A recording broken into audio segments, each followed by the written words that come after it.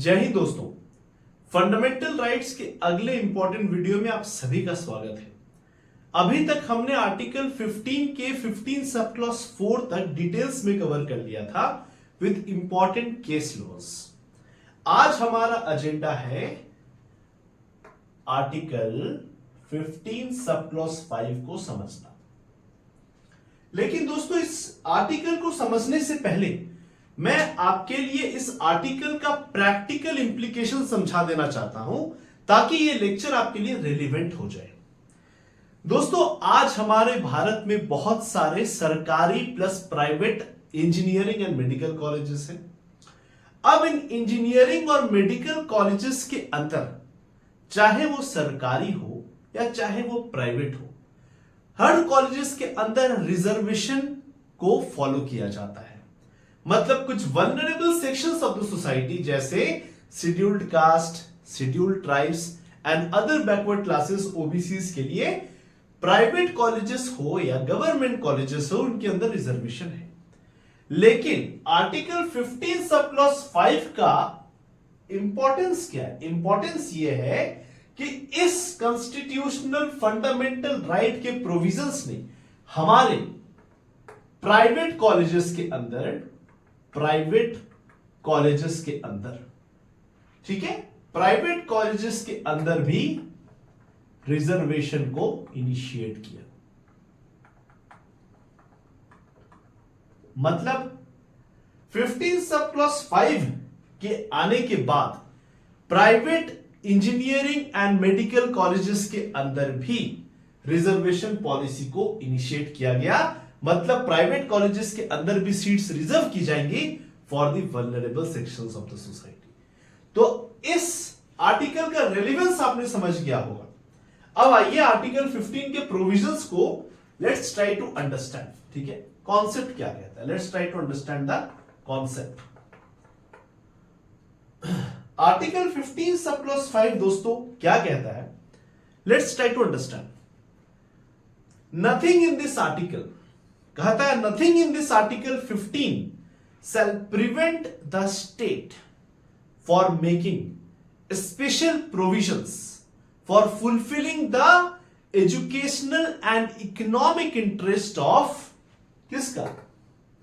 Scheduled caste, scheduled tribes and other backward classes, जिसे हम लोग socially and educationally backward classes भी कहते हैं। Nothing in this article 15 shall prevent the state from making special provisions for scheduled caste, scheduled tribes and OBC with respect to their fulfilling their educational requirements, fulfilling their economic requirements with respect to their reservation in public educational institutions। मतलब समझाएंगे आप, public educational institutions along with plus private educational institutions, private educational institutions, except minority institutions as mentioned in article 30 sub clause 1।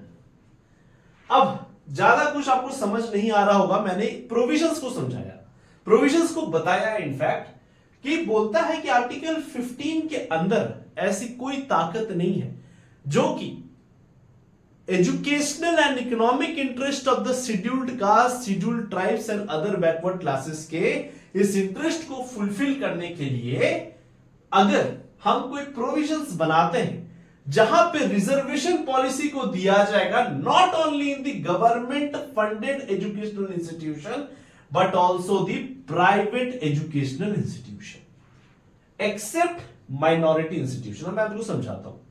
दोस्तों, हमने article 15 sub clause 4 के essence को समझा था कि किस तरीके से Champakam Dorairajan versus Union of India case के बाद सरकार ने फर्स्ट कॉन्स्टिट्यूशनल अमेंडमेंट एक्ट को लाकर रिजर्वेशन पॉलिसी को इनिशिएट किया in the government funded public educational institution.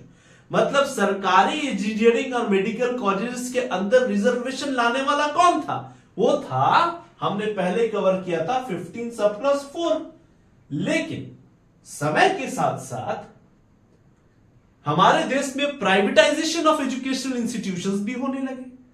बहुत सारे private engineering and medical colleges उभर के आने लगे, और क्योंकि हमारे स्टूडेंट्स की संख्या काफी ज्यादा है, तो सारे बच्चों को तो गवर्नमेंट कॉलेजेस में एडमिशन मिलेगा नहीं। तो प्राइवेट कॉलेजेस के अंदर भी अगर हम रिजर्वेशन पॉलिसी को नहीं एक्सटेंड करें, सो it will undermine, it will violet the concept of equity. क्योंकि अगर सरकारी कॉलेजेस के अंदर रिजर्वेशन को इनिशिएट किया गया है, तो प्राइवेट कॉलेजेस के अंदर भी रिजर्वेशन होना चाहिए। तो इस नीड को फेस किया गया, इस नीड को फील किया गया with changing in the nature of time, समय के साथ साथ with the nature of evolving educational institution, हमें प्राइवेट एजुकेशनल कॉलेजेस के अंदर भी रिजर्वेशन देने की जरूरत है। और यही ऑब्जेक्टिव को हमने 93rd कॉन्स्टिट्यूशनल अमेंडमेंट एक्ट 2005 से फुलफिल किया। तो 15 सब प्लस 5 को हमने 93rd कॉन्स्टिट्यूशनल अमेंडमेंट एक्ट 2005 से हमारे संविधान में इंक्लूड किया कि अब हमें हमारे educational and economic interest of the scheduled caste, scheduled tribes and other socially and educationally backward classes के इकोनॉमिक एंड एजुकेशनल इंटरेस्ट को फुलफिल करने के लिए हमें प्राइवेट कॉलेजेस के अंदर भी रिजर्वेशन देना होगा। लेकिन एक्सेप्ट क्या दिया है? Minority educational institution. तो आर्टिकल 30 सब क्लॉज 1 में लिखा है कि हमारे देश के अंदर डिफरेंट टाइप्स ऑफ माइनॉरिटी है। ये एक्सप्लिसिटली मेंशन नहीं है कि रिलीजियस माइनॉरिटी है या लिंग्विस्टिक माइनॉरिटी है, लेकिन माइनॉरिटी एजुकेशनल इंस्टीट्यूशंस, जो भी minority sections of the society है, वो अपने एजुकेशनल इंस्टीट्यूशंस को अपनी तरीके से मेंटेन एंड फंक्शन करवा सकते हैं। दे does not come under the ambit of 15 sub clause 5। मतलब अगर माइनॉरिटी, कोई अगर मदरसा है, कोई specific religious based educational institution है, तो उसके अंदर इस प्रोविजन को फॉलो करना जरूरी नहीं है। माइनॉरिटी एजुकेशनल इंस्टीट्यूशंस को 15 सब क्लॉज 5 के एम्बिट से बाहर रखा गया।